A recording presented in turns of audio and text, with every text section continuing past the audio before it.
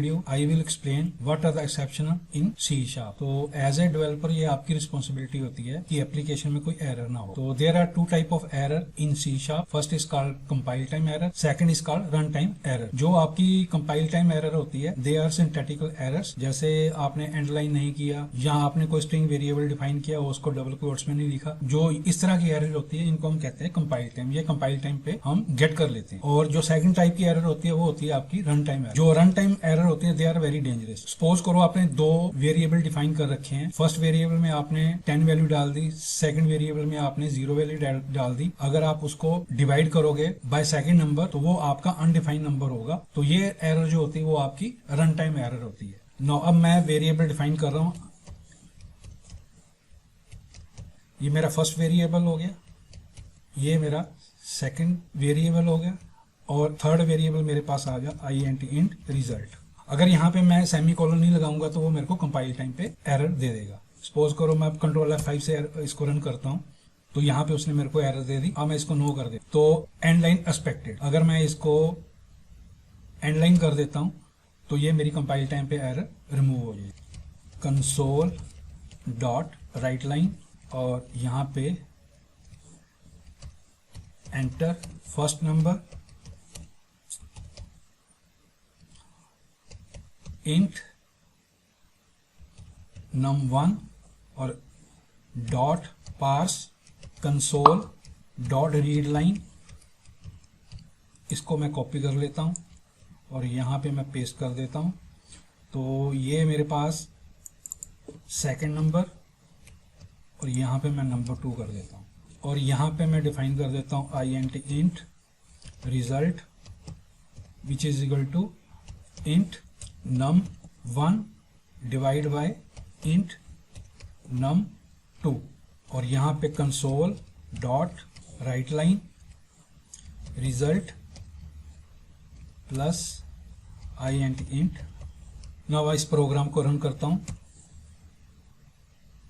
तो यहाँ पे मैंने डाल दिया 20 और सेकंड नंबर में यहाँ पे डालता हूँ 0। अगर मैं 20 को 0 से डिवाइड करूंगा तो वो इनफाइनाइट होगा, तो ये मेरे को एक्सेप्शन देगा। जैसे ही मेरे पास एक्सेप्शन आएगी उस लाइन के बाद आपका अगला कोड एग्जीक्यूट नहीं होगा। तो यहाँ पे उसने मेरे को एक्सेप्शन दे दी, अनहैंडल एक्सेप्शन। किस टाइप की है? System dot division bye 0 exception. तो यहाँ पे वो मेरे को शो कर रहा है अटेम्प्ट टू डिवाइड बाय 0। तो ये किस लाइन पे मेरे पास एरर आई है? यहाँ पे उसने मेरे को लाइन शो कर दी 14। तो यहाँ पे उसने एरर दे दी और उसके बाद वाला कोड आपका एग्जीक्यूट नहीं हो। तो इस टाइप की एरर को हम कहते हैं रन टाइम एरर। तो ये हमारी रिस्पॉन्सिबिलिटी है कि हम एरर को हैंडल करें। अगर मैं यहाँ पे डिफाइन कर देता हूं इफ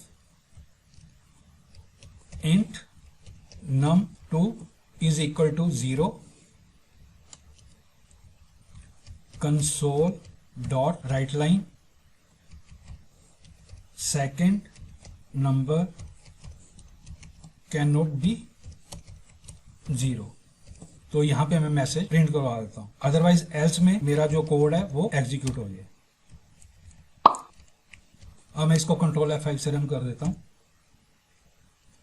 तो यहां पे मैंने 20 डाल दिया, यहां पे मैंने 0 डाल दिया, फिर एंटर मारा तो यहां पे उसने मेरे को शो कर दिया second number can not be 0। Now मैं इस प्रोग्राम को दोबारा रन करता हूं।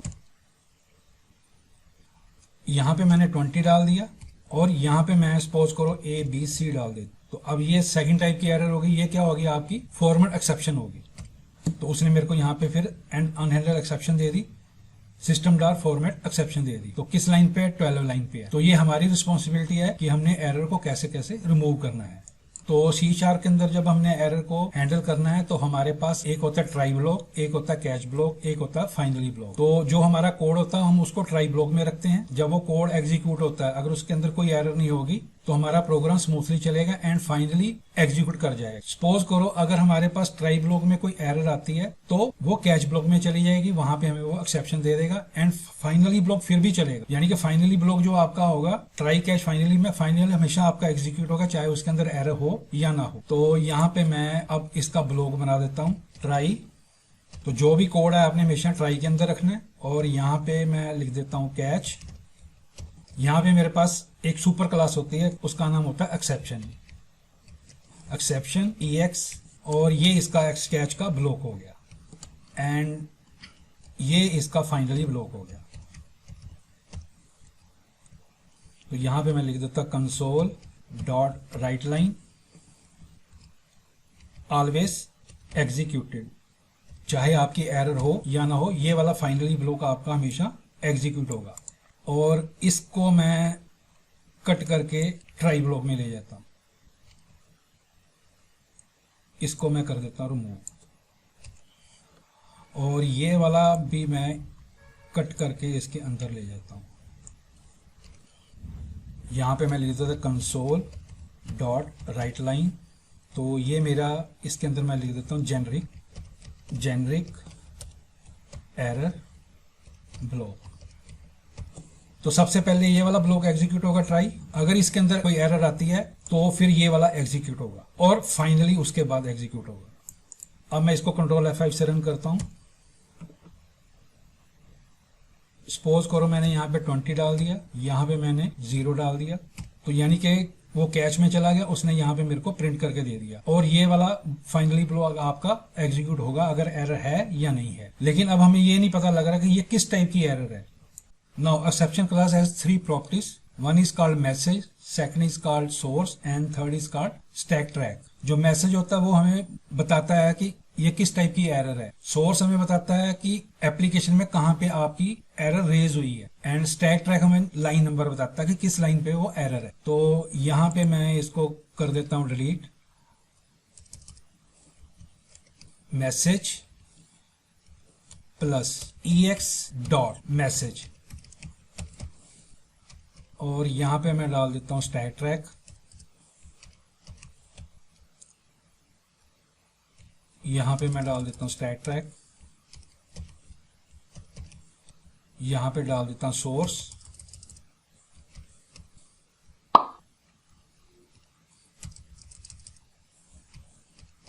नो अब मैं इसको कंट्रोल F5 से रन कर देता हूं। तो फर्स्ट मैं यहां पे 20 डालता हूं, सेकंड में 0 डाल देता हूं।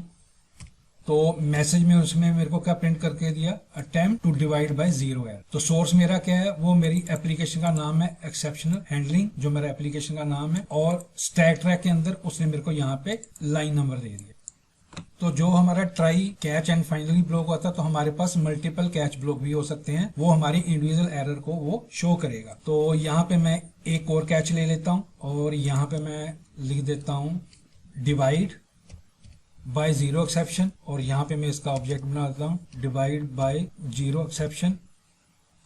यहाँ पे मैं लिख देता हूँ कंसोल डॉट राइट लाइन, तो यहाँ पे लिख देता हूँ second number can not be 0। अगर मैं किसी नंबर को 0 से डिवाइड करूंगा तो ये वाला ब्लॉक उस समय एग्जीक्यूट होगा। यहां पे मैं एक और कैच ब्लॉक ले लेता हूं, यहां पे मैं लिख देता हूं फॉर्मेट एक्सेप्शन,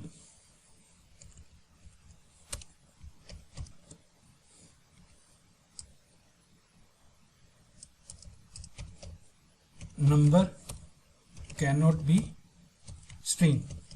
नाउ मैं अब इस एप्लीकेशन को रन करता हूं।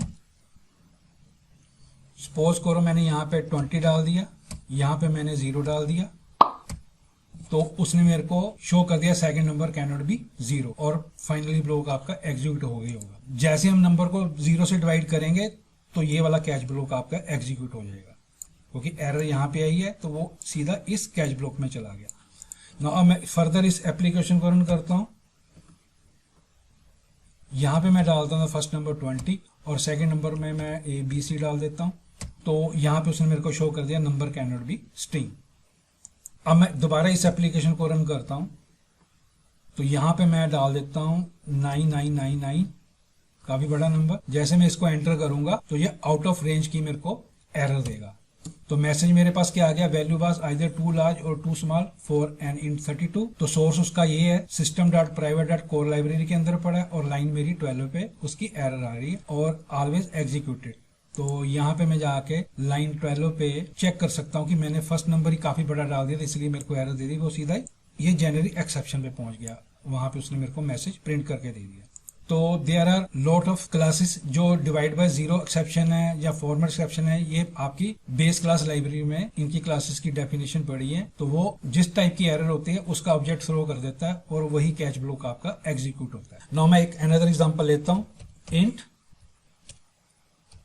Int array new int bracket करली ब्रेसेस और इसके अंदर इसके एलिमेंट डिफाइन करता हूं 10, 20, 30 और यहाँ पे मैं इसको क्लोज कर देता हूं, यानी कि एंड ऑफ द लाइन कर। और यहाँ पे मैं console dot write line bracket int array और मैं फिफ्थ इंडेक्स पे इसकी वैल्यू फाइंड आउट करना चाहता हूं। तो फिफ्थ इंडेक्स मेरे को पास है नहीं, तो ये मेरे को क्या एरर देगा, आउट ऑफ रेंज देगा। तो ये वाला कैच ब्लॉक आपका एग्जीक्यूट हो जाएगा। तो उसने मेरे को मैसेज दे दिया इंडेक्स बस outside the bound of the array. तो सोर्स मेरा जो मेरी एप्लीकेशन का नाम हो गया। तो लाइन 12 पे मेरे को एरर आ रही है और फाइनली ब्लॉक आपका एग्जीक्यूट होगा ही होगा। नाउ अगर हमने इसकी एक्सेप्शन को कैच करना तो मैं एक कैच ब्लॉक और यहाँ पे लगा सकता हूँ। तो यहाँ पे मैं लिख सकता हूँ इंडेक्स आउट ऑफ रेंज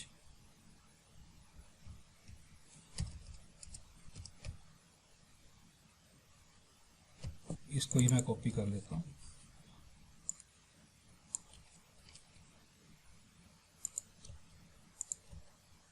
अब मैं इसको रन करूंगा तो इस कैच में जाने के बजाय वो इस कैच पे चला जाएगा। नवा इस प्रोग्राम को रन करता हूं तो उसने मेरे को यहां पे क्या दे दिया, इंडेक्स आउट ऑफ रेंज। तो ये था जी आपका एक्सेप्शन हैंडलिंग सी#। आप ट्राई और कैच यूज कर सकते हैं, फाइनल को अवॉइड कर सकते हैं। आप try, catch and finally use कर सकते हैं। जो फाइनली होता है वो आपके ऑब्जेक्ट्स को क्लोज करने के लिए यूज करते हैं। सपोज करो कि मैंने कोई कनेक्शन बना रखा है डाटाबेस में, तो वो मेरा कनेक्शन ओपन हो गया। सपोज करो मेरे प्रोग्राम में कोई एरर आ गई तो वो डाटाबेस से आपका कनेक्शन ओपन होगा। तो बेटर ये होता है कि हम फाइनली में फिर उस कनेक्शन को क्लोज कर सकते हैं, या हमने किसी ऑब्जेक्ट को डिस्ट्रॉय करना तो हम डिस्ट्रॉय कर सकते हैं, यानी कि डिस्पोज कर सकते हैं। तो जब भी आपने यूज करना है try, catch and finally use करना है।